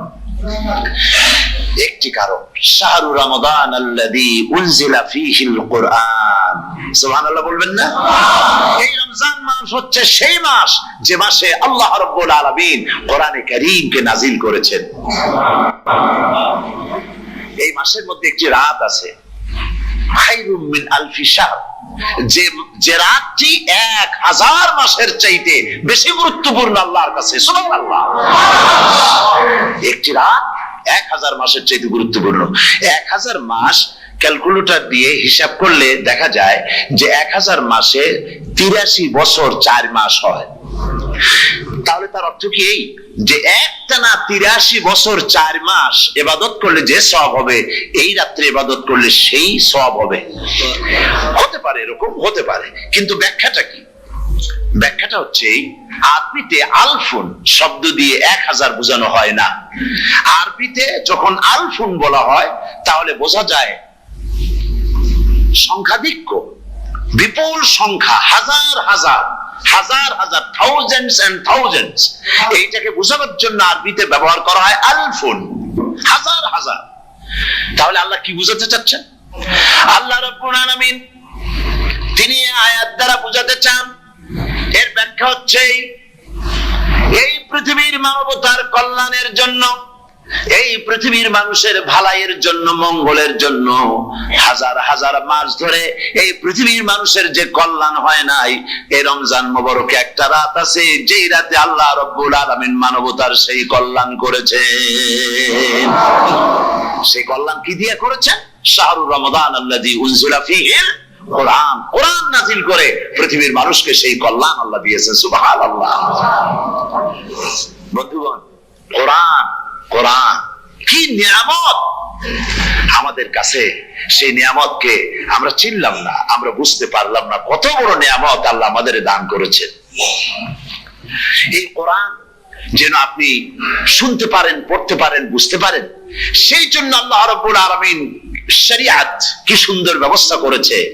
কোরআন শোনার জন্য রমজান মুবারকে তারাবিহের নামাজের ব্যবস্থা করা হয়েছে। সুবহানাল্লাহ, সুবহানাল্লাহ। যারা সব সময় পড়তে পারেন না, কোরআন তেলাওয়াত জানেন না, অথবা সারা বছর এক খতম কোরআন শরীফ পড়া হয় না, শরিয়াত কি সুন্দর বিধান করলো যে আপনি যেন 30 পারা কোরআন শরীফ শুনতে পারেন। এই ব্যবস্থা তারাবিহের নামাজের মধ্যে শরিয়াত করে দিয়েছে। আলহামদুলিল্লাহ, আলহামদুলিল্লাহ। যাদের টাকা কড়ি আছে আমি তাদেরকে অনুরোধ করব, যদি পারেন তাহলে মেহেরবানি করে রমজান মুবারকে উমরা পালন করবেন। আমি উমরার নিয়ত করে এসেছি, ঢাকা থেকে উমরার নিয়ত করে এসেছি, আপনাদেরকে দেখে গেলাম। আর আমি এখান থেকে ডাইরেক্ট মদিনা মুনাওয়ারায় চলে যাব ইনশাআল্লাহ। লাইলাতুল কদর পর্যন্ত হারামাইনুশ শরীফাইনে কাটাতে চাই, নিয়ত করেছি। আপনারা দোয়া করুন আল্লাহ যেন কবুল করেন। কি মজা যখন আপনি হারামাইনুশ শরীফাইনে যখন তেলাওয়াত শুনবেন, আপনার কাছে মনে হবে যেন কোরআন শরীফ নাজিল হতেছে। সুবহানাল্লাহ। সেখানে তো নামাজের পরে হাত তুলে মোনাজাত করা হয় না, শুধুমাত্র রমজান মুবারকে বেতেরের নামাজের মধ্যে ইমাম সাহেব হাত তুলে মোনাজাত করেন। গত বছর রমজান মুবারকের লাইলাতুল কদরে আমি ছিলাম, গত কয়েক বছর ধরে আল্লাহ যাওয়ার তৌফিক দিয়েছেন দয়া করে। সেখানে লাইলাতুল কদরে পত্রিকাগুলি লিখেছে 30 লাখের উপরে লোক ছিল মক্কা শরীফের, হারাম শরীফে 30 লাখের উপরে। যখন তেলাওয়াত হচ্ছে, মোনাজাত করতেছেন ইমাম সাহেব কাঁপতেছেন, মোনাজাত করতেছেন, কাঁদতেছেন, আর গোটা হারাম জুড়ে কান্নার রোল পড়ে গিয়েছে। কিভাবে কাঁদতেছেন! সারাদিন মানুষ রোজা রেখে তারপরে ইফতার করতে যখন বসে, আমি সেই জান্নাতের কথা কেমনে আপনাদের বুঝাবো? রসগোল্লা কেমন লাগে বক্তৃতা দিয়ে 6 ঘন্টা বক্তৃতা দিয়েও বোঝানো যাবে না। যদি মুখের মধ্যে ঢুকাইতে পারি তাহলে বুঝবেন যে মজাটা কি। এটা তো আমি বুঝাইতে পারবো না কি মজাটা লাগে। সারাদিন রোজা রাখার পর সমস্ত লক্ষ লক্ষ মুসল্লিরা বসে আছে মক্কা শরীফে, কাবা শরীফ সামনে, এখানে বসে আছে। রোজাদারের সামনে আছে জমজমের পানি আর মদিনা মুনাওয়ারার খুরমা, আল্লাহর ঘর সামনে। জান্নাতের থেকে আর কাকে বলে! সুবহানাল্লাহ। আর মসজিদে নববীর ভিতরে মদিনার আকর্ষণ কাশাস আলাদা। মদিনা শরীফের আপনাকে যদি পাইয়া যায় কোন আরব, কোন মাদানী, আপনারা ছাড়বেই না, আদর করে পাশে বসাবে, তোমারে আমি এই জিনিস খাওয়াবো, এইটা দিয়ে ইফতার করাবো, আমার কাছ দিয়ে তুমি উঠতেই পারবে না, আপনাকে জোর করে বসায় দিবে। মসজিদে নববীতে রিয়াদুল জান্নাহ রাসূল করিম সাল্লাল্লাহু আলাইহি ওয়াসাল্লামের কবর শরীফের কাছে বসে আপনি ইফতার করতেছেন, কত বড় নসিব! সেই জন্য আমি বলি, হলিডে করার জন্য আমেরিকা, সিঙ্গাপুর, হাবিজাবি এই সমস্ত ঘুরে কোনো লাভ নাই। হলিডে করতে চান, রমজান মুবারকে চলে যান হারামাইনুশ শরীফাইন, মদিনা আল মুনাওয়ারা, মক্কা আল মুকাররমা। কপাল খুলে যাবে, জিন্দেগীর সমস্ত গুনাহ খাতা আল্লাহ পাক maaf করে দিবেন। রাসূল করিম সাল্লাল্লাহু আলাইহি ওয়াসাল্লাম বলেছেন, রমজান মুবারকে যে উমরা করলো সেজন্য হজ আদায় করলো। সুবহানাল্লাহ। অন্য রিওয়ায়াতে এসেছে, যে ব্যক্তি রমজান মুবারকে উমরা করলো সেজন্য আমার সাথে হজ আদায় করলো। সুবহানাল্লাহ। তো বলতেছিলাম যে কোরআনে কারীম হচ্ছে একটি বিরাট নিয়ামত। এই নিয়ামত শোনানো হয় রমজান মুবারকে। আমি এবার এসে খুব খুশি হলাম একথা শুনে যে ইস্ট লন্ডন মসজিদ তারা একটা ব্যবস্থা করেছে, সুন্দর একটা রেডিও তারা আবিষ্কার করেছে। না কি করছেন আপনারা? ট্রান্সমিটার তৈরি করেছেন। ওনারা ওখানে রেডিও বিক্রি করেন, আপনারা কোটা খরচ করেছেন, তারা হাজার হাজার পাউন্ড খরচ করে টাওয়ার বানিয়েছেন এবং একটা ফ্রিকোয়েন্সি তারা নিজেরা নিয়েছেন, আর রেডিওগুলি 125 পাউন্ড করে ওনারা দিচ্ছেন খরচ হিসেবে। এটা যারা নিয়ে যায় ঘরের মধ্যে বসে তারাবিহের তেলাওয়াত তারা শুনতে পাবেন। মহিলাকে দেখে শুনে ওয়াইলিং করে টরে দিল ঠিক মতো, একবার যদি ঠিক করে দিল আবার আমার 1-2 বছর চললো, আর কোনো ডিস্টার্ব করবে না, ঠিক কিনা? আপনার গাড়ির ইঞ্জিন যদি কোন রকমের অসুবিধা করে তাহলে গাড়ির ইঞ্জিনকে ওভারহোলিং করতে হয়, ইঞ্জিন ডাউন দিতে হয়। একবার যদি ইঞ্জিন ডাউন দিলেন, ওভারহোলিং করলেন, তাহলে আপনার এই গাড়ি 5-6 বছরের জন্য আর হাত দিতে হবে না। এই কথাগুলি বুঝতে পারছেন কিনা? সারা জীবন সারা মাস অন্যায় করার পরে, গুনাহ করার পরে মানুষের অন্তঃকরণে কালিমা লেগে যায়। আল্লাহ রাব্বুল আলামিন রমজান মুবারকের একটা ব্যবস্থা করেছেন, ইঞ্জিন ওভারহোলিং এর মতো, ইঞ্জিন ডাউন দেওয়ার মতো। আপনার কালকে, আপনার আত্মাকে, আপনার বিবেককে, আমার বিবেককে পরিষ্কার করার জন্য রমজান মাস করে দিয়েছেন। রমজান মুবারকের একটি মাসের কোর্স যদি কমপ্লিট করা যায়, তাকওয়া দিয়া যদি ভরে দেওয়া যায়, তাহলে বাকি 11 মাস আরামসে চলবে, কোনো অসুবিধা হবে না। নবীজি বলেছেন রমজান মুবারকে মাস আসার সঙ্গে সঙ্গে আল্লাহ রাব্বুল আলামিন তিনি জান্নাতের সমস্ত দরজাগুলি খুলে দেন, আর জাহান্নামের সব দরজাগুলি আল্লাহ রাব্বুল আলামিন বন্ধ করে দেন। সুবহানাল্লাহ। আর শয়তানকে শৃঙ্খল দিয়ে বেঁধে ফেলা হয়, শিকল দিয়ে শয়তানকে বাঁধা হয়ে যায়। এই হাদিসটা যখনই শোনাই বিভিন্ন জায়গায় লোকেরা বিভিন্ন জায়গায় প্রশ্ন করে, হুজুর কোন তো যে শয়তানরে বাঁধতে হয়, কিন্তু রমজান মাস কত লোকেরা মদ খায়, মিথ্যা কথা কয়, তাহলে শয়তান বাঁধা থাকলো কেমনে? আমি বলি দেখেন, এর ব্যাখ্যা আছে। এর ব্যাখ্যা হলো এই, কোন কোন ঘড়ি আছে একবার চাবি দিলে 6 মাস চলে, আর একবার চাবি দিলে 2 বছর চলে, আবার চাবি দিলে লাইফ চলে যায়, এরকমের ঘড়িও আছে। কোন কোন মানুষের শয়তানে এমন চাবি দিছে যে চাবিতে 6 মাস চলে, কোনটায় 10 মাস চলে, কোনটায় বছর চলে। রোজার মাসেও যারা গুনাহ করে শয়তানে এমন চাবি দিছে যে রোজার মাসেও বন্ধ হচ্ছে না, এরা শয়তানের খপ্পরে পড়ে গেছে। আল্লাহ এই চাবি থেকে মুসলমানদেরকে হেফাজত করুন, বলি আমিন। জোরে বলেন আমিন। শয়তান থেকে পানাহ কেউ দিতে পারে না, কোন গভর্নমেন্ট পারবে না। ব্রিটিশ গভর্নমেন্ট পারবে নাকি? American government? কেউ পারবে না। শয়তান থেকে পানাহ দিতে পারে কেবলমাত্র কে?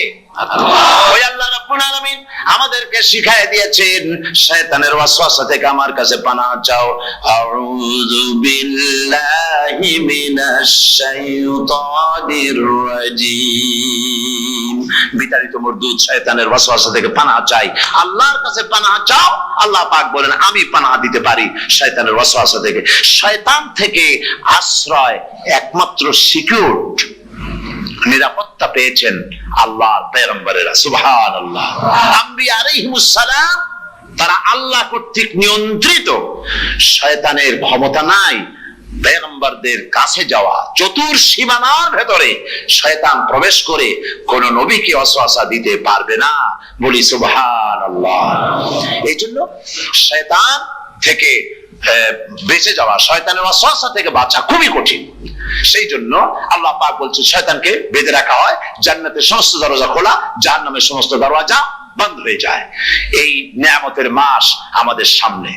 প্রত্যেকটি যখন কোন ওয়ার্কশপ হয়, তো ওয়ার্কশপের জন্য এক একটা কি বলে সিলেবাস থাকে। রমজান মুবারক একটা ওয়ার্কশপ। এই ওয়ার্কশপের মধ্যে একটা সিলেবাস আছে, সেই সিলেবাসের নাম হচ্ছে কোরআন। কোরআন কোরআন কোরআন নাজিলের মাসে আমরা কি কোরআন তেলাওয়াত করি? বলে রোজা হচ্ছে, হাদিস শরীফের মধ্যে বলা হয়েছে আস-সাওমু জুন্নাহ, রোজা হচ্ছে ঢাল। রোজা কি কন্ত? ঢাল বোঝেন তো? ঢাল কি? প্রোটেক্টর। আপনি জিহাদের ময়দানে, যুদ্ধের ময়দানে নিরাপত্তার জন্য, বাইরের থেকে আক্রমণকে ভিড়াবার জন্য কি ব্যবহার করেন? ঢাল ব্যবহার করেন। রোজা হচ্ছে ঢাল, শয়তানের সমস্ত আক্রমণ থেকে বাঁচার জন্য রোজা হচ্ছে ঢাল। রোজার দিনে কেউ যদি আপনার সাথে ঝগড়া করে, তাহলে রাসূল বলেছেন তুমি বলো, তুমি ঝগড়ায় প্রবৃত্ত হবে না। তোমার সাথে যদি কেউ ঝগড়া করে, তুমি বলবে ইন্নী সাইম, আমি রোজাদার। আমি তোমার মতো ঝগড়া করতে আমিও পারি, আমি তোমার মতো গালাগালি দিতে পারি, কিন্তু আমি দেব না, ঝগড়াও করব না, গালিও দেব না, মারামারিও করব না, কারণ আমি রোজাদার। সুবহানাল্লাহ। রোজা আপনাকে গুনাহ থেকে বাঁচায় দেবে। দেখেন রোজা কিভাবে গুনাহ থেকে বাঁচায়। মিথ্যেবাদী, মিথ্যেবাদী সারাক্ষণ মিথ্যে কথা বলে, কিন্তু রোজার মাস আসছে। এখন মিথ্যাবাদী যারা, তাদের ঘনিষ্ঠ লোকদের কাছে শুনেছি যে তারা বলে, যদি কোনো লোক দিনের বেলা এসে যায় আর এমন কথা, যে কথা বলতে গেলে মিথ্যা বলা ছাড়া উপায় নাই তার জন্য, সে তখন বলে ভাই তুমি তো অসময় আসছো, এখন আমি খুব ব্যস্ত, আই এম ভেরি বিজি, তুমি রাত্রে আসো। কথা বুঝতে পেরেছেন? তো রোজা হচ্ছে কি, রোজাটা কি বলে, ঢাল। কোন মেয়ে লোকের দিকে চোখ পড়লো, আহা আমি তো রোজাদার, চোখকে সাথে সাথে নিচে নামায় ফেললো। গানের আওয়াজ আসলো, আমি তো রোজাদার, সে গানটা শুনলো না। কাজী সমস্ত গুনাহ থেকে বাঁচার জন্য রোজা একটা বিরাট হাতিয়ার। সুবহানাল্লাহ। এই মাসে আল্লাহ রাব্বুল আলামিন এই মাসটা, এই রোজাটা কেন দিয়েছেন? লাআল্লাকুম তাত্তাকুন, ইয়া আইয়ুহাল্লাযীনা আমানু কুতিবা আলাইকুমুস সিয়ামু কামা কুতিবা আলাল্লাযীনা মিন ক্বাবলিকুম লাআল্লাকুম তাত্তাকুন। হে বিশ্বাসীরা, তোমরা যারা ঈমান এনেছো, শোনো, আমি রোজাকে তোমাদের জন্য ফার্জ করেছি, যেমন করে ফার্জ করেছিলাম তোমাদের পূর্বপুরুষদের উপরে। রোজা শুধু আমাদের উপরে ফরজ হয়েছে তা না, আমাদের আগে যারা যেসব নবীরা আসছিলেন তাদের উপর রোজা কি ছিল, ফরজ ছিল। সুতরাং এই রোজা তোমাদের উপরে ফরজ, এই জন্য লাআল্লাকুম তাত্তাকুন, যাতে করে তোমরা কি হতে পারো, পরেজগার হতে পারো। কি হতে পারো? পরেজগার, মুত্তাকি হতে পারো, আল্লাহকে ভয় করতে পারো। একমাত্র আল্লাহর ভয় মানুষকে ভালো বানাতে পারে। একটা মানুষ জান্নাতে যাওয়ার জন্য, জাহান্নাম থেকে বাঁচার জন্য একটা জিনিস, কয়টা জিনিস বলেন? একটি জিনিস যদি ভেতরে থাকে তাহলে সমস্ত গুনাহ থেকে বাঁচতে পারে। আর একটি জিনিস যদি না থাকে তাহলে এমন কোনো কাজ নাই পৃথিবীতে যা সে করতে পারে না। সেই কাজটার নাম কি? তাকওয়া। সবাই বলেন, কাজটার নাম কি? তাকওয়া। যদি ভেতরে আল্লাহ পাকের ভয় থাকে, রব্বুল আলামিন আমাকে দেখছেন, তিনি আমাকে শুনতেছেন, এই ভয় যদি অন্তঃকরণের ভিতরে থাকে, তাহলে এই লোকটি কোনো গুনাহের কাজ করতে পারবে না, মিথ্যা বলতে পারবে না, ওজনে কম দিতে পারবে না, খাদ্যে ভেজাল দিতে পারবে না, শয়তানি বদমাশি করতে পারবে না। আর যদি এই জিনিসটির অভাব থাকে, যদি তাকওয়া না থাকে, তাহলে সমস্ত অন্যায় কাজ সে করতে পারবে। এই জন্য আল্লাহ রাব্বুল আলামিন বলেন, রোজা এই জন্য দান করেছে, যাতে করে রোজার মাস এই জন্য দিলাম, লাআল্লাকুম তাত্তাকুন, তোমাদের ভিতরে তাকওয়ার সৃষ্টি হয়। এই ওয়াজ আমি আপনাদের সামনে অনেকবার করেছি। হযরত ওমর রাদিয়াল্লাহু তাআলা আনহু রাতের বেলায় ঘুরতে ঘুরতে দেখেন এক বাড়িতে আলো জ্বলছে, শেষ রাত। এই রাত্রে বাড়িতে আলো জ্বলে কেন? ভাবলেন কোন অসুখ বিসুখ হলো নাকি। তো উনি কাছে গেছেন, গিয়ে কান পেতে শুনতেছেন। বাড়ির মালিক বুড়ি তার যুবতী মেয়েকে ডেকে বলছে, মা ওঠো, তাড়াতাড়ি ওঠো। কেন? কয় যে সকাল তো হয়ে গেল, দুধ দই এনেছি, আমি দুধ এনে রাখছি, এখন তুমি পরিমাণ মতো সবটা পাত্রে পানি দিয়ে ভরে দাও, তাহলে ওজন বেশি হবে আর আমরা ভালো লাভ করতে পারবো। মেয়ে বলছে, মা তুমি বলো কি, এটা আমার দ্বারা সম্ভব না। কেন সম্ভব নয়? হযরত ওমর এক ফরমান জারি করেছেন, তিনি বলেছেন পানিতে, দুধের মধ্যে পানি মিশাতে নিষেধ করেছেন। তাছাড়া রাসূল করিম সাল্লাল্লাহু আলাইহি ওয়াসাল্লাম খাদ্যদ্রব্যে ভেজাল দিতে নিষেধ করেছেন। কাজেই হযরত ওমরের এই নির্দেশকে আমি অমান্য করতে পারবো না। মা বলছে, দেখো ওমর এখন তো ঘুমাইতেছে, এত রাত্রে তিনি কি এখানে আসছেন নাকি আমাদের এই কারবার দেখতে? তুমি পানি মিশাও ইচ্ছে মতো। মেয়ে বলছে, মা হযরত ওমর ঘুমাতে পারেন, তার পুলিশেরা, তার গোয়েন্দা বিভাগের লোকেরা ঘুমাতে পারেন, হযরত ওমরের চোখকে ফাঁকি দেওয়া যাবে, হযরত ওমরের পুলিশকে ফাঁকি দেওয়া যেতে পারে, কিন্তু আল্লাহ রাব্বুল আলামিনের চোখকে ফাঁকি দেওয়া যাবে না। আমার পক্ষে সম্ভব নয়, আমি দুধে পানি মিশাতে পারবো না। হযরত ওমর রাদিয়াল্লাহু তাআলা চলে গেলেন, গিয়ে তার ছেলেকে ডেকে বললেন, ছেলে আমি তো এখন বুড়া হয়ে গেছি, আমার বিয়ের বয়স নাই, আমি একটা মেয়ের খোঁজ নিয়ে আসছি, যদি আমার বয়স থাকতো এই মেয়েটার আমি বিয়ে করতাম। সুবহানাল্লাহ, সুবহানাল্লাহ। এই মেয়েটা তুমি খোঁজ নাও, যদি বিয়ে না হয়ে থাকে তুমি প্রস্তাব দাও বিবাহের। কি সৌন্দর্য তিনি দেখলেন মেয়েটার মধ্যে, স্বাস্থ্য, রূপ, যৌবন, কি দেখলেন? তাকওয়া। জোরে বলেন না, কি দেখলেন? তাকওয়া। এই তাকওয়া তিনি দেখলেন। এই তাকওয়ার উপরে ভিত্তি করে আমিরুল মুমিনিন, অর্ধেকটা পৃথিবীর প্রেসিডেন্ট, খলিফাতুল মুসলিমিন, আমিরুল মুমিনিন হযরত ওমর তার ছেলের জন্য পুত্রবধূ করে তাকে ঘরে নিয়ে আসলেন। সুবহানাল্লাহ। ফায়দা কি হলো? ফায়দা এই হলো, এই মেয়ের গর্ভে যে মেয়ে হলো, সেই মেয়ের গর্ভে যে মেয়ে হলো, সেই মেয়ের গর্ভে ফারুক সানি হযরত ওমর ইবনে আব্দুল আজিজ রাহমাতুল্লাহ আলাইহির মতো ফারুক সানি আল্লাহ দান করে দিলেন। সুবহানাল্লাহ ওয়া বিহামদি। এটা নাম হচ্ছে তাকওয়া। এই তাকওয়ার ব্যাপারে হযরত ওমর রাদিয়াল্লাহু তাআলা আনহু তিনি হযরত কাব বিন উবাই রাদিয়াল্লাহু তাআলা আনহুকে জিজ্ঞেস করেছিলেন যে তাকওয়ার একটা ব্যাখ্যা আপনি কি আমাকে বলতে পারেন, তাকওয়ার ব্যাখ্যাটা কি? তিনি বললেন হ্যাঁ পারি। কি ব্যাখ্যা? তিনি বললেন যে দেখুন, তাকওয়ার ব্যাখ্যা হচ্ছে এই যে সংকীর্ণ একটি রাস্তা, সরু ন্যারো একটা রোড, এই ন্যারো রোডের দুই দিকে আছে কাঁটাযুক্ত লতা পাতা। এই কাঁটাযুক্ত লতা পাতার মধ্য দিয়ে এই সরু রাস্তা দিয়ে আপনি যখন যাবেন তো কিভাবে যাবেন? হযরত ওমর বললেন আমার জামা কাপড় এইভাবে খুব আটোসাটো করে আমরা যাব, যাতে করে গায়ের চামড়াও না ছেড়ে আমার জামাও যাতে না ছিঁড়ে যায়। হযরত কাব বিন উবাই রাদিয়াল্লাহু তাআলা আনহু বলছেন এটার নামই হচ্ছে তাকওয়া। এটার নাম কি? তাকওয়া। এটার নাম হচ্ছে তাকওয়া। দুনিয়ার অসংখ্য পাপের ভেতর থেকে আপনি চলে যাবেন, পাপ যেন আপনাকে স্পর্শ করতে না পারে। এটার নাম তাকওয়া। বাইন মাছ নিশ্চয়ই খেয়েছেন আপনারা, না লন্ডনে পাওয়া যায় না? পাওয়া যায়। এই বাইন মাছ যারা খেয়েছেন আপনারা, আমি জানি না আপনারা জানেন কিনা, বাইন মাছ কোথায় থাকে? পানিতে থাকে না কাদায় থাকে? মাশাআল্লাহ, বাইন মাছ থাকে কাদার মধ্যে। কিন্তু এই বাইন মাছ যারা ধরেছে তাদের মুখে শুনেছি আমি যে বাইন মাছ থাকে কাদায়, ওকে যখন ধরে টেনে বের করা হয় কাদার মধ্যে থেকে এক ফোঁটা কাদা ওর গায়ে নাই। এই কলুষিত সমাজ, পাপে ভরপুর। গ্রেট ব্রিটেন, আমেরিকা, পাশ্চাত্য, আমাদের দেশ, সর্বত্র পাপ আর পাপ। এই পাপের মধ্যে বাইন মাছ শুধু খাইয়েন না, ওর কাছ থেকে শিক্ষাও গ্রহণ করেন। ও যেমন কাদার মধ্যে থাকে, কাদা ওর গায়ে লাগে না, আপনিও এই সমাজের মধ্যে আপনি আপনার কাজ চালিয়ে যান, পাপ যেন আপনাকে স্পর্শ না করে। আল্লাহ যেন পাপের থেকে আমাদের বাঁচান। আমরা বলি আমিন, সবাই বলেন আমিন। শুধু মাফ করতে থাকবেন, আর তৃতীয় 10 দিন আল্লাহ পাক জাহান্নাম থেকে মুক্ত করে দিবেন। সুবহানাল্লাহ। রমজানে মক্কা শরীফে, মদিনা শরীফে ছোট্ট একটা বাচ্চাও ঘুমায় না, অন্তত 5-7 বছর 8-10 বছর বয়স হয়ে গেছে এরকম বাচ্চা সারা রাত্রে 1 সেকেন্ডের মধ্যে ঘুমায় না। সমস্ত লোক জাগে, ফজরের নামাজ পড়তে গিয়ে ঘুমায়, সব সমানে 2 হাতে নেকি কামাই করে। নেকি কামাইয়ের মৌসুমে বাহার। রমজান হচ্ছে নেকি কামাইয়ের বসন্তকাল। আপনারা যেন খবরদার মিস করবেন না, মিস করবেন না, খবরদার। এই মাসটা পুরোপুরি কাজে লাগাবার জন্য মায়েরা, আমার মায়েরা, বোনেরা, মেহেরবানি করে এই মাসটা কাজে লাগাবেন। গীবত গাইবেন না, রাগারাগি করবেন না, ঝগড়াঝাটি করবেন না, মিথ্যা কথা বলবেন না, তেলাওয়াত, জিকির, আজগার। আর পুরুষেরাও এই জিকির আজগারের মধ্যে, মানুষকে ভালো কাজের আদেশ করার মধ্যে যা আজকে আল্লাহ আমার দিয়ে বলাইলেন, এই কাজগুলি আমি এবং আপনারা সবাই যেন আমল করতে পারি। আল্লাহ তৌফিক দান করুন। আপনারা এই মোনাজাতের পরে যে যে এলাকায় গিয়ে জামাতে এশার নামাজটা আদায় করবেন, এখানে নামাজের কোনো ব্যবস্থা করা যায় নাই বলে আমরা দুঃখ প্রকাশ করছি। পাশে যেখানে মসজিদ পান, জামাতে এশার নামাজটা খবরদার আদায় করে নেবেন, নামাজ ছেড়ে দেবেন না। 5 ওয়াক্ত নামাজ সঠিকভাবে আদায় করবেন। আর মদের ব্যবসা যাদের আছে, মদের ব্যবসা ছেড়ে দিবেন। আর মদের চাকরি যারা করেন, সেখান থেকে চাকরি উঠাইয়া কোনো ভালো জায়গায় চাকরি করার জন্য চেষ্টা করবেন। জেনা, ব্যভিচার, নাচ, গান ইত্যাদি, তাস, পাশা, জুয়া, অন্যায় কাজে যাব না। আল্লাহ যেন কবুল করেন, বলেন আমিন। বলেন সবাই আমিন। এটাই কাজ। শিরক এবং বেদাতের বাড়ির কাছেও আমরা কেউ যাব না। এই তওবা করে খাঁটি মুসলমান হইতে হবে।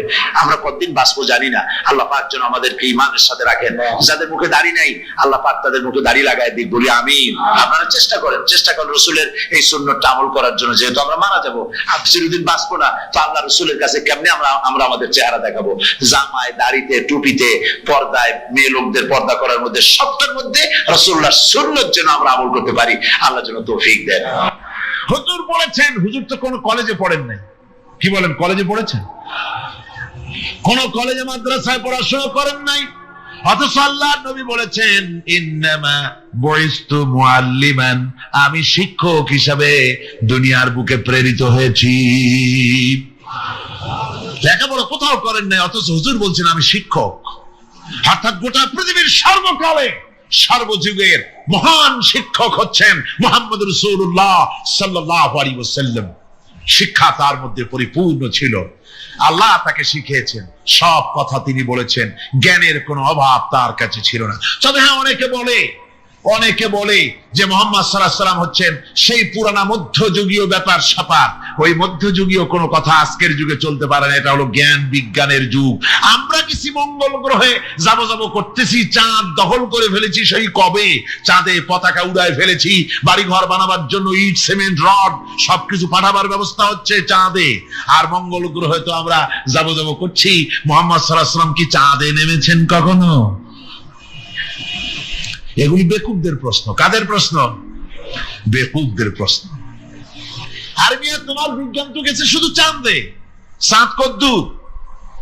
মাত্র 2,32,000 মাইল দূরে। চাঁদ মাত্র 2,32,000 মাইল দূরে একটি উপগ্রহ মাত্র। পৃথিবীর সবচাইতে নিকটতম প্রতিবেশী, নিকটতম উপগ্রহ হচ্ছে চাঁদ। দৃষ্টান্ত দিতে গিয়ে আমি ওই ছোট্ট স্টোরিটি বুঝাবার জন্য মানুষের সামনে বলি, একবার এক স্বামী আর স্ত্রী দুজনে ঝগড়া লেগেছে। স্বামী স্ত্রীর ঝগড়ায় বেচারা স্বামী দুর্বল হয়ে গেছে, স্বামীর স্ত্রীর সামনে আর পেরে উঠছে না। না পারিয়া শেষ পর্যন্ত বলল, ঠিক আছে, তোমার মতো দাজ্জাল মার্কা বউর সাথে আমি আর থাকবো না, আমি চললাম, আমি এবার বিদেশেই চলে যাব, দেশেই থাকবো না। স্ত্রী কিছু বলতেছে না। স্বামী দেখে যে সন্ধ্যা পর্যন্ত স্ত্রী তাকে সাধেও না, মহা সমস্যা। বলেও বেচারা মুসিবতে পড়েছে, প্রেস্টিজ কনসার্ন হয়েছে, ইজ্জতের ব্যাপার। শেষ পর্যন্ত জায়নামাজ বালিশ টালিশ পেঁচাইয়া বিদেশের উদ্দেশ্যে নিজেকে তৈরি করে বারান্দায় নেমে বলল যে মাগরিবের রক্ত যখন হয়েই গেল, মাগরিবটা পড়ে নেই। মাগরিব পড়েছে, দোয়া তাসবিহ ইত্যাদি পড়ছে, দেখেনি স্ত্রীর পক্ষ থেকে কোনো কি দাওয়াত আসে যে আপনার যাইয়া কাম নাই। তো স্ত্রী বেচারিও বুঝে ফেলেছে তার স্বামীর দৌরত্ব কত দূর, সেই জন্য সেও আর কিছু ক্ষয় টয় না। এশা রক্ত যখন হয়ে গেছে তখন বিড়বিড় করে স্বামী বেচারা বলছে, মানুষ নাকাউয়ার জাত, সন্ধ্যার আগে ছিলাম কোথায় আর এখন আসলাম কোথায়। বউ ঘরে বসে কয় যে বুঝছি, আর যাওয়া লাগবে না বিদেশে। ঘরের থেকে বারান্দায় নামি তুমি বলো মানুষ না কাউয়ের জাত, সন্ধ্যায় ছিলা কোথায়, এখন নামছো কোথায়। তোমার আর বিদেশে যায় কাম নাই, তুমি ঘরে এসে মশারির মধ্যে ঢোকো। তো পৃথিবী থেকে মাত্র 2,32,000 মাইল দূরে চাঁদ, সেই চাঁদে অবতরণ করে বলছে মুহাম্মদ সাল্লাল্লাহু আলাইহি ওয়াসাল্লাম কি চাঁদে গেছে? আরে বেকুব, 2,32,000 মাইল দূরের চাঁদ নয়, 9,30,00,000 মাইল দূরের সূর্য নয়, কোটি কোটি সহস্র কোটি মাইল দূরের গ্যালাক্সি নয়, মিল্কি ওয়ে নয়, সমস্ত তারকারাজি গ্রহ পুঞ্জ সব কিছুকে পেরিয়ে গিয়ে 7 আকাশ ফুঁড়ে মুহাম্মদ সাল্লাল্লাহু আলাইহি সাল্লাম আরশে আজিম ভ্রমণ করেছেন, যা পৃথিবীর কোন বিজ্ঞানের পক্ষে সম্ভব নয়। সুতরাং মুহাম্মদ সাল্লাল্লাহু আলাইহি সাল্লাম সর্বকালের সর্বযুগের সব ব্যাপারে শ্রেষ্ঠ মহান ব্যক্তিত্ব। এরপরে আল্লাহ রাব্বুল আলামিন বলছেন, وَخَلَقْنَاكُمْ أَزْوَاجًا, আমি তোমাদের নারী এবং পুরুষের জোড়া পয়দা করেছি। অর্থাৎ এই পৃথিবীতে আল্লাহ রাব্বুল আলামিন মানুষের একটি সেক্স পয়দা করেন নাই, দুটি প্রকার করেছেন, একটি হচ্ছে নারী আর একটি পুরুষ।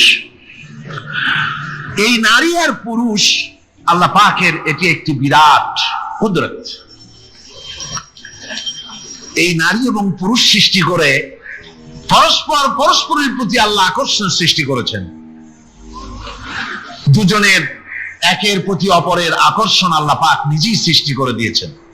وَمِنْ آيَاتِهِ أَنْ خَلَقَ لَكُمْ مِنْ أَنْفُسِكُمْ أَزْوَاجًا لِتَسْكُنُوا إِلَيْهَا وَجَعَلَ بَيْنَكُمْ مَوَدَّةً وَرَحْمَةً। আমার অনেক নিদর্শনাবলীর মধ্যে এটিও একটি নিদর্শন যে আমি তোমাদের থেকে তোমাদের স্ত্রীদেরকে তোমাদের জোড়া পয়দা করেছি। আর কি করেছি, কেন করেছি? লিতাসকুনু ইলাইহা, যাতে করে তোমরা পরস্পরের কাছ থেকে শান্তি, প্রীতি, প্রেম, ভালোবাসা, মহব্বত লাভ করতে পারো। এটা আমার নিদর্শন একটি। কিরকম নিদর্শন? ভিন্ন পরিবেশে লালিতা পালিতা একটি মেয়ে ভিন্ন পরিবেশে লালিত পালিত একটি পুরুষের সঙ্গে যখন বিবাহ হয়ে যায়, আল্লাহ রাব্বুল আলামিন বলেন আমি তখন একের প্রতি অপরের মহব্বত আর ভালোবাসা আমি আল্লাহ তৈরি করে দেই। ওই মেয়েটি জানার কথা না, মেয়েটির বাড়ি হচ্ছে লংলা, শ্রীমঙ্গল, বিয়ে হয়েছে দিনাজপুর। দিনাজপুরের লোকেরা বোয়াল মাছ খায় না, কিন্তু এখানের লোকেরা বোয়াল মাছ খুব পছন্দ করে। কথা বুঝতে পেরেছে? এখানে কথাবার্তা এক রকমের, সেখানের কথাবার্তা আর এক রকমের। এই দুইটা মিলাইয়া খিতে হয়েছে তো খিতে হয়েছে। কথা বুঝতে, এখন উপায়টা কি? অথচ এই দুই স্বামী স্ত্রীর মধ্যে আল্লাহ পাক কি মহব্বত পয়দা করে দেন, একজন আরেকজনের জন্য জীবন দিতে প্রস্তুত হয়ে যায়। সুবহানাল্লাহ পড়েন। আল্লাহ রাব্বুল আলামিন বলেন, ওয়াজআলা বাইনাকুম মাওয়াদ্দাতান, প্রথমে তো ভালোবাসা সৃষ্টি করি, প্রেম সৃষ্টি করি। বিবাহ হওয়ার পর যে ভালোবাসা হয়, বিশেষ উদ্দেশ্যকে সামনে রেখে ওই ভালোবাসা হয়। এরপরে যখন বয়স বাড়তে থাকে, যখন বার্ধক্য আসে, তখন ওই ভালোবাসাটা আর থাকে না যেটা ছিল প্রথম। সেটা আমি ওয়াজআলা বাইনাকুম মাওয়াদ্দাতান ওয়া রাহমা, মাওয়াদ্দা তখন রহমতে পরিণত হয়ে যায়। প্রথমে থাকে একটা প্রেম কেন্দ্রিক ভালোবাসা। পরবর্তী সময় যখন স্বামী বুড়ো হয়ে যায় আর স্ত্রী যখন বুড়ি হয়, তখন আল্লাহ পাক বলেন, আমি উভয়ের মধ্যে সহৃদয়তা, করুণার সৃষ্টি করে দেই। পরস্পরের প্রতি আকর্ষণ তখন আরো বাড়িয়ে দেই। একজন আর একজন ছাড়া চলে না, বুড়ার বুড়ি ছাড়া উপায় থাকে না। ঘরের মধ্যে ফ্রিজ আছে, কালার টিভি আছে, তারপরে সুন্দর বিছানাপত্র আছে, কোনো জিনিসের অভাব নাই বুড়া। হঠাৎ করে বুড়ি একদিন মারা গেল, বুড়ায় কয়, আমি গৃহশূন্য হয়ে গেছি। সব আছে, তারপরেও যে গৃহশূন্য হয়ে গেছি, তার মানে গৃহের প্রাণটাই চলে গেছে। বুড়া বয়সে সন্তান খোঁজ খবর নেয় না, সন্তানের বউ খোঁজ খবর নেয় না। বুড়ার গরম পানিটা, উজুর পানিটা, তার খাবারটা, তার পানটা, তার যা প্রয়োজন বুড়ি সব এগিয়ে নিয়ে আসে। আর বুড়াও বুড়ির জন্য তখন প্রথম জীবনের চাইতে আরো বেশি মহব্বত বাড়ে, বুড়ির দিকে খোঁজ খবর আরো বেশি করে নেয়। ঠিক কিনা কন? বুঝবেন যারা বুড়া আর বুড়ি আছেন। আল্লাহ পাক বলেন, এটা আমি করি। কে বলছেন এ কথা? আল্লাহ পাক বলছেন, আমি করি। এ মহব্বত আল্লাহর দান। দেখুন, রাসূল করিম সাল্লাল্লাহু আলাইহি ওয়াসাল্লামের ঘরে দৌলত ছিল না, কিন্তু মহব্বত দিয়ে ঘরটা ভরা ছিল। সুবহানাল্লাহ বিহামদি। দৌলত ছিল না, মহব্বত দিয়ে ভরা ছিল। হযরত আয়েশা সিদ্দিকা রাদিয়াল্লাহু তাআলা আনহা বলেছেন, আমি গ্লাসে পানি পান করে রেখে দেওয়ার পর রাসূলুল্লাহ গ্লাসটা হাতে নিয়ে আমি যেখানে ঠোঁট লাগিয়ে পানি পান করেছি, আল্লাহ নবী ওইখানেই ঠোঁট লাগায় পানি পান করতেন। মুহাব্বত।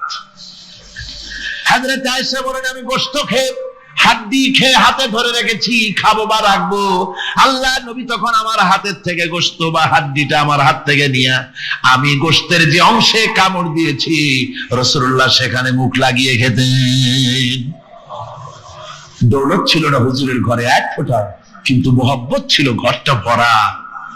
হযরত আয়েশা বলেছেন, রাসূলুল্লাহ কাজ করে কষ্ট করে ঘরের ভিতরে ফিরে যখন দেখেছেন রান্না বান্না সারা হয় নাই, হুজুর ক্ষুধার্ত, অথচ আমার রান্না শেষ হয় নাই, নবীজি রাগ করেন নাই, অসন্তুষ্ট হন নাই, ভুরু কুঞ্চিত করেন নাই, চোখ গরম করেন নাই, বরং আমার কাছে বসে রান্না বান্নায় আমাকে আল্লাহর নবী, বিশ্ব নবী মুহাম্মদ রাসূলুল্লাহ সাল্লাল্লাহু আলাইহি ওয়াসাল্লাম আমাকে সহযোগিতা করেছেন।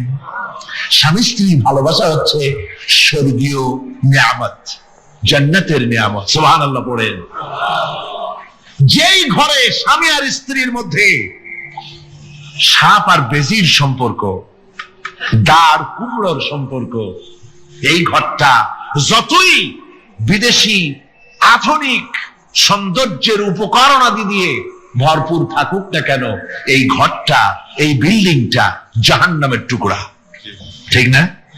আর স্বামী স্ত্রীর যদি ভালোবাসা থাকে, তাহলে ঘরটা যদি কুড়ে ঘর হয়, তারপরেও সে ঘরটা হচ্ছে একটা জান্নাতের টুকরা। অনেক স্ত্রী আছে স্বামীর সাথে মহব্বত নাই, উল্টো পাল্টা কারবার। ওই রকম এক স্বামীর কাছে খবর আসছে যে আপনি তো এই গ্রামের মাতবাড়ি করেন, বিচার আচার করতেছেন, আপনার বউ তো গোসল করতে গিয়ে পড়ে গেছে নদীর মধ্যে। তো লোকটা দৌড় দিয়েছে, দৌড়ে গেছে, যায় কয় যে কোন জায়গায় পড়ছে, কয় যে এইখানে পড়ছে। লোকটা তখন জোয়ারের পানি যাচ্ছিল এইদিকে, লোকটা দৌড় দিছে উল্টা দিকে। লোকেরা কয় যে মিয়া তোমার বউ পড়েছে এইখান থেকে জোয়ারের পানি এদিকে যায়, তুমি উল্টা দৌড়ো কেন? মাতবার বলছে যে দেখো এটা হচ্ছে আমাদের ইন্টারনাল অ্যাফেয়ার্স, এটা বুঝবে না। এই স্ত্রী সারাটি জীবন আমার উল্টা চলেছে। আমি যদি বলেছি 100, সে বলেছে 335। আমি যদি বলেছি এখন দিনের 12টা, সে বলেছে এখন রাত 3:35। সম্পূর্ণ উল্টা সারা জীবন যে চলেছে। সে যে নদীতে পড়ে জোয়ারে গেছে আমি তা বিশ্বাস করি না, উল্টাই গেছে।